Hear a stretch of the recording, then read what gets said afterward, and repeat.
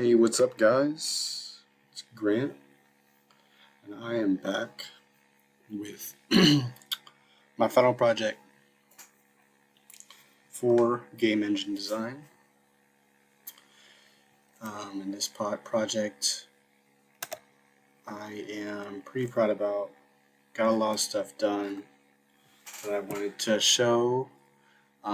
Pretty functional. I think it's pretty accurate in terms of the functionality and how it looks. So yeah, I'll get right into it. Um, so this project was based off of my senior design project. So we were in charge of working with Dr. Morning, and we were converting Fortran code to C++ for OU MPPM, and what it kind of did was it was a DME MLS conversion. So on your left here, this is the DME building I'm going to show. This is what is going to be kind of communicating with our plane, our aircraft, and the DME pretty much, I'll show you in the demo, is going to be sending pulses, and in real life it sends electric pulses constantly.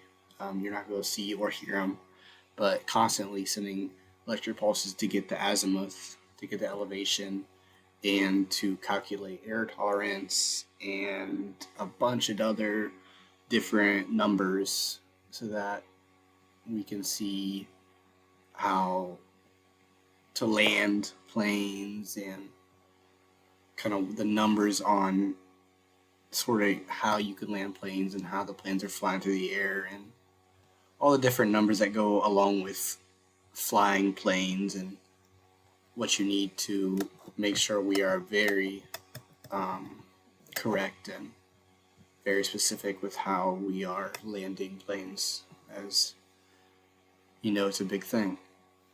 And so this kind of illustrates that portion of it, just kind of visualizing pretty basic how this kind of works. And so in my engine, I have the building, I have the runway down here, and I have the plane that we're going to be using right here.